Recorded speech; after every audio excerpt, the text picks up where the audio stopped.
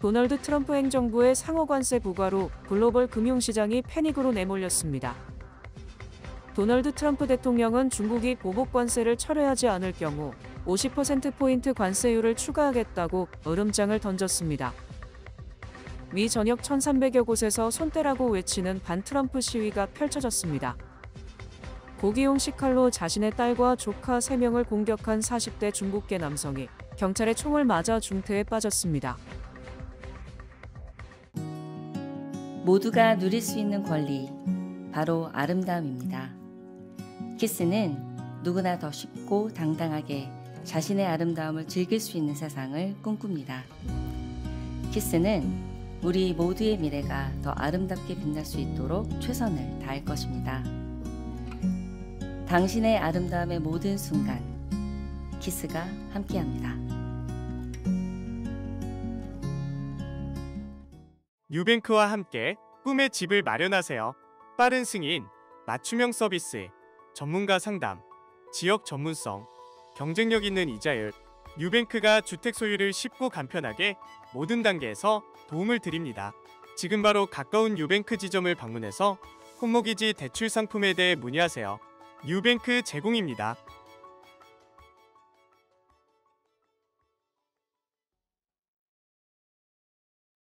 도널드 트럼프 행정부의 상호관세 부과로 글로벌 금융시장이 패닉으로 내몰렸습니다. 도널드 트럼프 행정부의 관세 정책 불확실성으로 7일 뉴욕 증시가 급등락을 거듭하면서 롤러코스터 장세를 펼쳤습니다. 이날 뉴욕 증시에서 다우존스 30 산업평균 지수는 미 동부시간 오전 10시 37분 기준 전 거래일보다 790.21포인트 떨어진 37,524.65에 거래됐습니다. 스탠더드 앤드 푸어스 500 지수는 전 거래일보다 78.82포인트 내린 4,995.26에 기술주 중심의 나스닥 지수는 전 거래일보다 191.08포인트 내린 15,396.71에 각각 거래됐습니다. 이날 뉴욕 증시는 트럼프 대통령이 관세 정책을 고수한다는 입장을 시사한 여파로 급락세로 출발했습니다. 이후 오전 10시께 트럼프 대통령이 중국을 제외한 다른 모든 나라의 90일간 상호관세를 일시 중단하는 방안을 검토한다는 보도가 나오면서 3대 지수가 빠른 속도로 반등하며 상승 반전하기도 했습니다. 그러나 백악관이 상호관세 일시 중단 관련 보도가 가짜뉴스라고 공식 확인하면서 뉴욕 증시 3대 지수는 다시 하락 반전했습니다. 트럼프 대통령은 전날 저녁 증시 폭락 상황에 대해 난 어떤 것도 하락하길 원치 않는다면서도 때때로 무엇인가를 고치기 위해 약을 먹어야 한다고 말해 관세 정책에서 물러서지 않겠다는 의지를 내비쳤습니다. 도널드 트럼프 대통령은 중국이 보복관세를 철회하지 않을 경우 50%포인트 관세율을 추가하겠다고 으름장을 던졌습니다. 트럼프 대통령은 7일 자신의 소셜미디어 트루스 소셜에 중국이 미국에 대한 보복관세 34%를 물리지 않을 경우 오는 9일부터 중국에 대한 관세율을 50%포인트 추가로 확대하겠다고 밝혔습니다. 만약 실현된다면 트럼프 대통령은 취임 이후 중국의 관세율을 무려 84%포인트나 올리게 됩니다. 트럼프 대통령은 중국은 이미 기록적인 수준의 관세, 비관세 장벽, 불법적인 기업 보조금, 대규모 장기적인 환율 조작에 더해 보복 관세 34%를 부과했다며 미국에 보복하는 모든 국가에 대해 더 높은 새로운 관세가 부과될 것이라고 경고한 뒤 이 같은 일이 벌어졌다고 언급했습니다. 이어 그는 중국이 8일까지 이미 존재하는 장기적인 무역 남용에 추가된 34% 관세 인상 조치를 철회하지 않는 경우 미국은 9일부터 중국에 50%의 추가 관세를 부과할 것이다라고 경고했습니다. 아울러 트럼프 대통령은 중국과의 모든 협의는 중단된다고 말했습니다. 미 전역 1,300여에서 손떼라고 외치는 반트럼프 시위가 펼쳐졌습니다. 트럼프 행정부가 출범 70일 만에 거대한 반트럼프 항의 시위 파고에 부딪히고 있습니다. 워싱턴 DC 10만 명을 비롯해 뉴욕과 보스턴, 시카고와 애틀란타, 어스틴과 로스앤젤레스, 샌프란시스코 등 1,300여 곳에서 150여 개 단체들이 공조로 최소 60만, 최대 100만 인파는 움집했다고 주최 측은 밝혔습니다. 손떼라 집회와 시위 참석자들은 억만장자 그룹들인 트럼프와 머스크 정책으로 주가 폭락 때문에 은퇴저축, 교육저축 등이 날아가고 있을 뿐 아니라 곧 가격 상승으로 고물가와 불경기 고통에 몰아넣을 것이라고 비난했습니다. 연방 공무원들을 무자비하게 자르고 있어 대국민 서비스도 악화시키고 있고 의료복지 예산을 삭감하고 있으며 미국에 기여해온 이민자들을 무차별적으로 추방하는 것도 잘못이라고 시위자들은 성토했습니다. 이들은 트럼프는 정말 통제 불능이다. 나라가 무너지고 있다고 우려와 공포를 표시했습니다. 하지만 도널드 트럼프 대통령은 아직 요지부동입니다. 트럼프 대통령은 주말에 골프를 즐기며 SNS에 이것은 경제혁명이고 우리가 이길 것이다. 강력히 버텨야 하며 쉽지 않겠지만 결과는 역사적일 것이다라며 물러서지 않겠다는 뜻을 분명히 했습니다. 고기용 식칼로 자신의 딸과 조카 3명을 공격한 40대 중국계 남성이 경찰의 총을 맞아 중태에 빠졌습니다. 중국계 용의자는 6일 오전 10시 15분쯤 브루클린 벤슨허스트 소재 주택에서 고기용 식칼로 4명의 소녀를 공격했습니다. 피해 아동은 각각 8세, 11세, 13세, 16세로 심각한 자상을 입었습니다. 이 중 16세 소녀는 용의자의 딸인 것으로 알려졌습니다. 공격 중 11세 소녀가 침실로 도망쳐 삼촌에게 찔렸다고 911에 신고했습니다. 그러나 소녀는 주소를 알지 못해 경찰은 위치 추적을 통해 사건 현장에 출동했습니다. 경찰은 용의자의 자택 현관 앞에서 피에 젖은 칼을 들고 있는 용의자를 발견했고 용의자의 여러 차례 흉기를 버리라고 명령했지만 용의자가 거부한 채 경찰을 향해 다가오자 2명의 경찰은 7발의 총을 발사해 용의자를 제압했습니다. 경찰에 따르면 용의자는 정신질환 병력이 있었으며 범행 장소에서 함께 살고 있었습니다.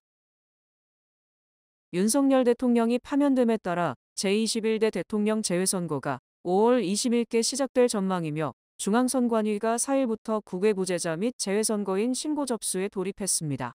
헌법재판소가 한국 시간 지난 4월 4일 오전 11시 22분을 기해 윤석열 대통령을 파면함에 따라 대한민국 정부는 내일 국무회의에서 대통령 선거일을 공고할 예정이며 대통령 고리로부터 60일 내 선거를 실시해야 하므로 6월 3일 선거를 할 것으로 전망됩니다. 이에 따라 선거일이 6월 3일로 확정되면 재외투표소는 선거일 전 14일부터 9일 이전에 설치 운영돼야 하므로 가장 빠르면 5월 20일, 늦어도 5월 25일부터 재외선거가 실시될 것으로 예상됩니다.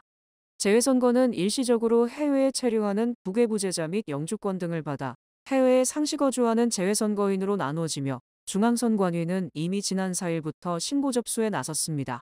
특히 국외부재자는 중앙선관위 홈페이지나 뉴욕 총영사관 등의 우편이나 전자우편으로 신고할 수 있으며 재외선거인은 특정한 기간 없이 언제든지 신고할 수 있습니다.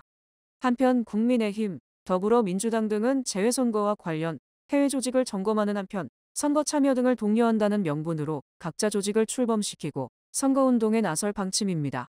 이미 제21대 대선 북미지역 대선참여운동본부라는 명칭의 특정 정당 계열 선거운동본부가 발족, 미국과 캐나다 등을 대상으로 투표 참여를 내세운 득표 활동에 나섰습니다. 한편 재외선거는 해를 거듭할수록 투표율이 낮아진 것으로 드러나면서 무용론이 제기되고 있어 과연 이번 대선에서 투표율이 조금이라도 개선될 수 있을지 주목됩니다. 뉴욕주의회 교통법규 위반자에 대한 불신검문 등을 금지하는 법안이 제출돼 검찰과 시민 등의 강력한 반발을 사고 있습니다. 최근 뉴욕주의회에는 헤드라이트 고장이나 미등 고장, 차량 등록 및 검사기간 만료, 창문 틴팅, 마리화나 냄새 등의 문제에 대해서는 운전자의 차량을 멈추게 하거나 불신검문을 금지하는 법안이 제출됐습니다. 즉, 이 법안은 사실상 범죄용이자 또는 의심스런 사람에 대한 검문을 사실상 금지하는 것이어서 심각한 논란을 초래하고 있습니다. 앤토넬리 나소 카운티 검사장은 내가 36년간 검사로 재직하면서 가장 터무니없고 가장 위험하고 가장 미친 법안이 발의됐다. 불신검문은 경찰이 심각한 범죄를 사전에 예방하는 효율적 수단이며 이를 금지하는 것은 범죄를 부추기는 것이라고 비판했습니다. 도넬리 검사장은 롱아일랜드 연쇄살인범 조엘 리프킨을 체포하게 된 것도 불신검문 덕분이라고 지적하고 불신검문 금지는 범죄자 도주를 방조하는 것이라고 강조했습니다. 특히 최소 17명 이상을 살해한 리프킨은 1993년 마스다 픽업 트럭을 타고 가다 뒷번호판이 없다는 이유로 불신검문을 당한 뒤 체포됐고 트렁크에서 시체가 발견됐다고 설명했습니다. 도넬리 검사장은 경찰이 운전자에게 다가가 면허증과 차량 등록증을 요구하면 운전자는 당황하게 되고 다음 범죄를 주저하게 되는 등 범죄 예방 효과가 발생한다고 말했습니다. 하지만 나소 카운티 일부 주민들은 나소 카운티 내 흑인과 히스패닉 인구가 전체의 30% 미만이지만 체포자의 61%, 정지의 50%, 현장 인터뷰의 60%, 몸수색의 69%를 차지한다며 무분별한 불신 검문을 막아야 한다고 주장했습니다. 또 나소 카운티에서 백인 운전자는 교통정지 등을 당할 때 1.3장의 티켓을 받는 반면 흑인 운전자는 2장, 히스패닉 운전자는 2.1장을 받는다며 불신 검문이 인종차별을 유발한다고 반발했습니다. 트럼프 행정부가 유학생들에 대한 데이터베이스 검색을 통해 대학가 시위나 음주운전을 포함한 범죄 기록을 포착하면 비자를 취소하고 있습니다. 하버드 대학은 6일 지난 3일 동안 3명의 재학생과 2명의 졸업생의 유학생 비자가 취소된 것을 확인했다고 밝혔습니다. 하버드는 정기적 서류 검토를 통해 학생들의 비자가 취소됐다는 것을 확인하고 해당 학생들에게 알리고 법률 지원을 받도록 안내했다고 덧붙였습니다. 학생들의 비자가 취소된 이유에 대해서 알지 못한다고 말했습니다. 또 연방공무부로부터 공식적인 비자 취소 통지서를 받지도 못했다고 하버드는 말했습니다. 또 명문 주립대인 UCLA도 최근 12명의 학생의 비자가 취소됐다고 밝혔습니다.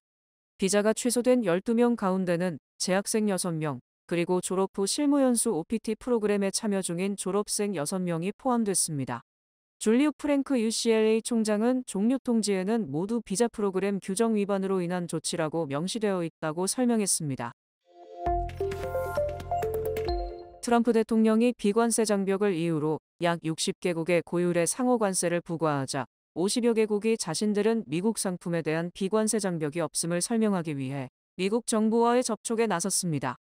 트럼프 대통령의 상호관세가 오는 9일 발효될 예정인 가운데 중국과 캐나다는 즉각적인 상호보복 관세 복과에 나선 반면 50여 개국은 분을 사귀면서 관세율을 낮추기 위해 미국과의 협상을 택했습니다. 케빈 헤셋 백악관 국가경제위원장은 어제 ABC 방송과의 인터뷰에서 50개국 이상이 대통령에게 협상 개시를 요청해왔다. 무역대표부의 협상 요청이 쇄도하고 있다고 밝혔습니다. 스캇 베슨트 재무장관도 어제 NBC 방송에 출연, 50여 개가 넘는 나라들이 자신들의 비관세 장벽을 낮추고 관세를 내리는 방안, 그리고 환율 조작을 중단하는 등의 협력 방안을 우리 정부에 제시하고 있다고 설명했습니다. 특히 상호관세 부과와 관련 가장 먼저 트럼프 대통령을 면담하는 외국 정상은 벤자민 네타냐후 이스라엘 총리로 헝가리 방문 중에 미국으로 발걸음을 돌렸고 오늘 백악관을 찾아 트럼프 대통령을 만났습니다. 이스라엘은 미국 상품에 대한 관세를 모두 철폐하겠다고 밝혔지만 트럼프 대통령이 17%의 상호관세를 부과하자 급거 미국을 찾은 것입니다.